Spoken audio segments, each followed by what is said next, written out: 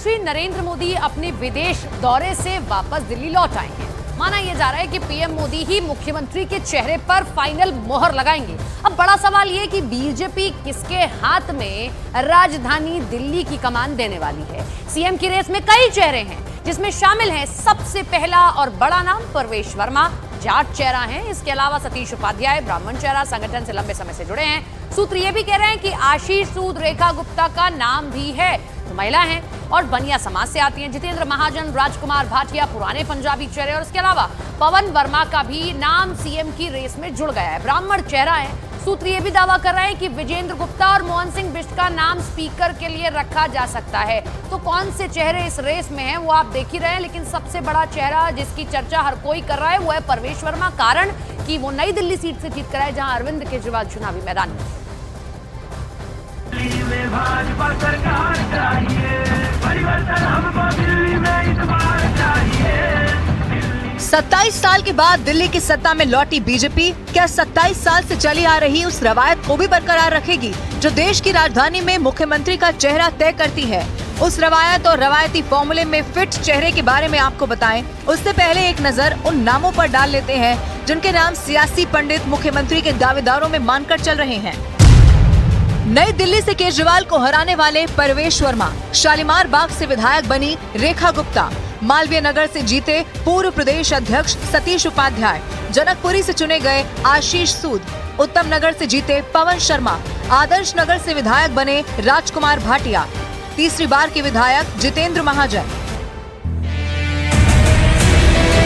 ये तो वो नाम है जो सुर्खियों में है, लेकिन शुरुआत में एक पुरानी रवायत का भी जिक्र किया था जिसका सीधा कनेक्शन सीएम की कुर्सी से है।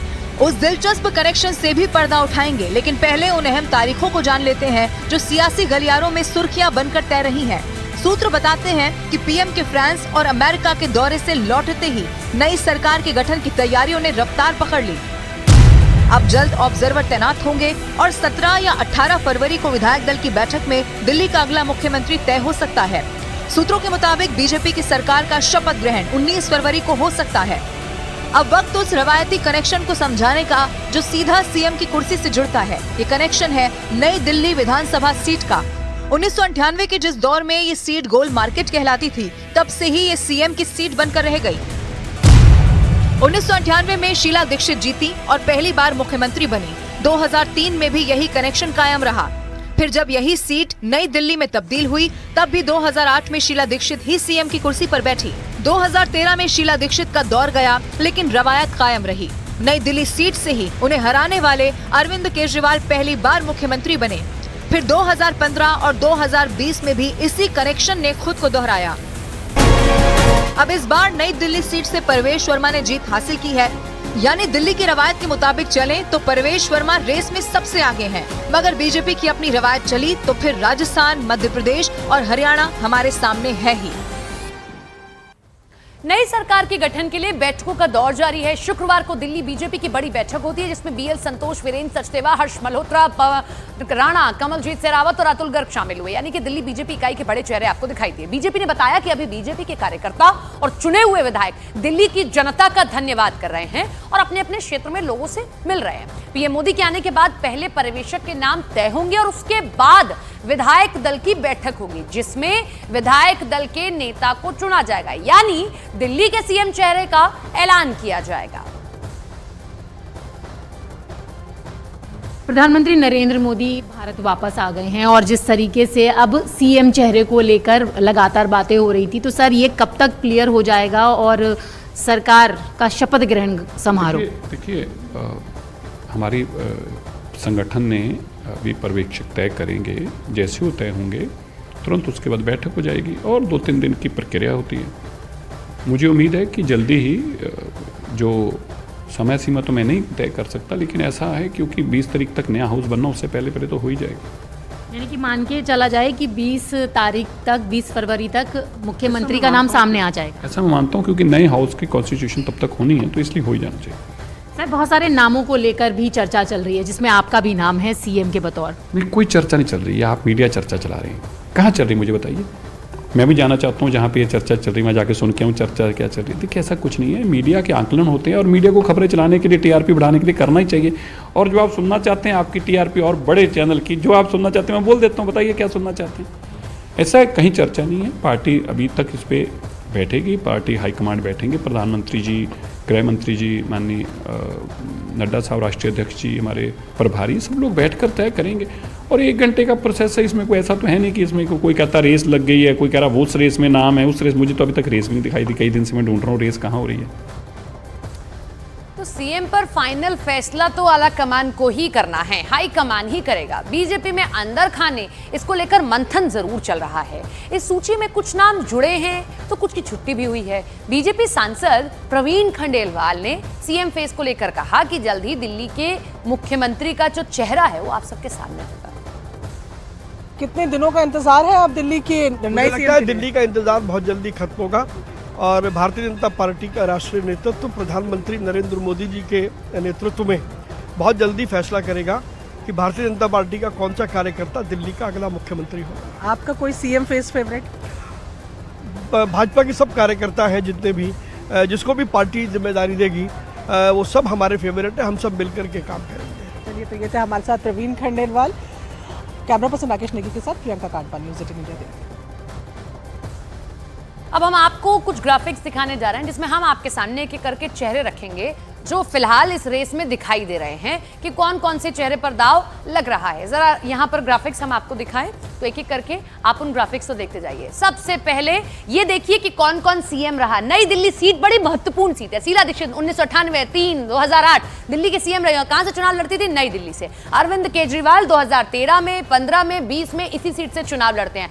अब उनको पटकनी दी परवेश वर्मा ने, तो इसीलिए कह रहे हैं कि ये जो रिवायत है नई दिल्ली सीट ही हर बार मुख्यमंत्री देती है, तो क्या इस बार भी 2025 में नई दिल्ली ही अपना मुख्यमंत्री देने जा रही है? नई दिल्ली सीट से ही मुख्यमंत्री होगा। लेकिन ध्यान रखिए, भारतीय जनता पार्टी है जो रवायतों को तोड़ती है और एक नई रवायत तैयार कर देती है। तो इन चेहरों में किसका दावा मजबूत है, कौन रेस में है, किस वजह से शामिल है, अब आपको वो भी जानना चाहिए। अब हम आपके सामने कुछ और ग्राफिक्स रख रहे हैं। ये तो हुआ कि नई दिल्ली सीट इंपॉर्टेंट थी। अब ये देखिए कौन कौन इस रेस में है। सबसे पहले सबसे बड़ा नाम है परवेश वर्मा, ये देखिए। और कारण जाट वोटर हैं, बड़ा प्रभाव है भाई। हरियाणा में इनका प्रभाव है, पश्चिमी उत्तर प्रदेश में प्रभाव पड़ेगा, दबदबा होगा। 2 बार के सांसद हैं और जब सांसद जीते थे तब भी बड़े मार्जिन से सांसद ही जीते थे। और इस बार मौजूदा जो बड़ा चेहरा था अरविंद केजरीवाल आम आदमी पार्टी का, उनको हरा कर आए, इसलिए इनकी दावेदारी बड़ी प्रबल हो जाती है। अगले चेहरे पर आते हैं रेखा गुप्ता, शालीमार बाग से जीती हैं, दिल्ली महिला मोर्चा के अध्यक्ष हैं। और फिर कहा जाए कि बीजेपी रवायतें तैयार करती है, तो क्या अब शीला दीक्षित के बाद ये हो सकती हैं कि एक महिला मुख्यमंत्री के तौर पर निकल कर आए, इसीलिए इनका भी नाम। अगला नाम है सतीश उपाध्याय, ब्राह्मण चेहरा है बीजेपी का, दिल्ली बीजेपी के पूर्व में अध्यक्ष भी रहे हैं, प्रशासनिक अनुभव इनके पास में है, संघ के करीबी हैं, सबसे महत्वपूर्ण ये।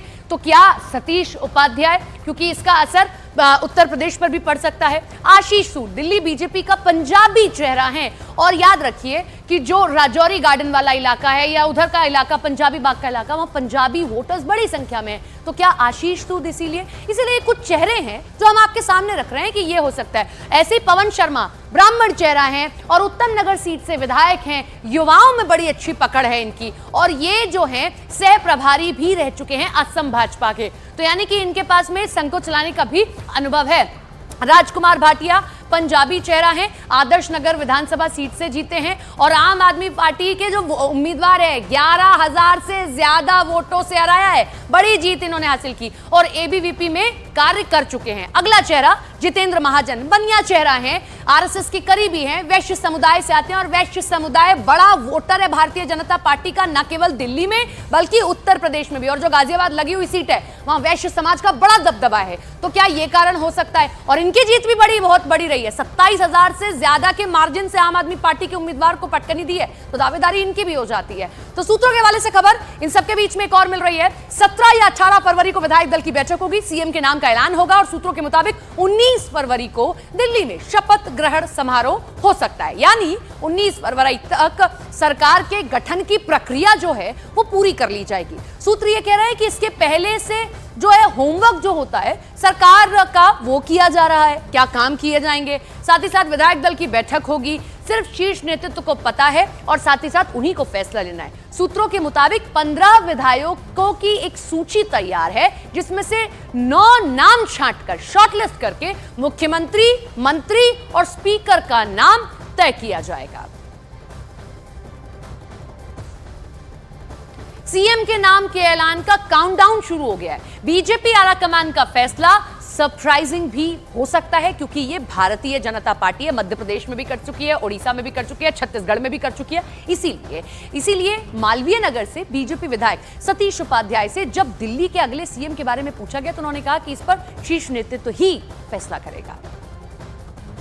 सतीश जी, एक तरफ तो एक्शन हो रहा है और दूसरी तरफ प्रधानमंत्री अब भारत वापस लौट आए हैं, मुख्यमंत्री को लेकर मंथन भी हो रहा है, तो ये कब तक साफ हो जाएगा?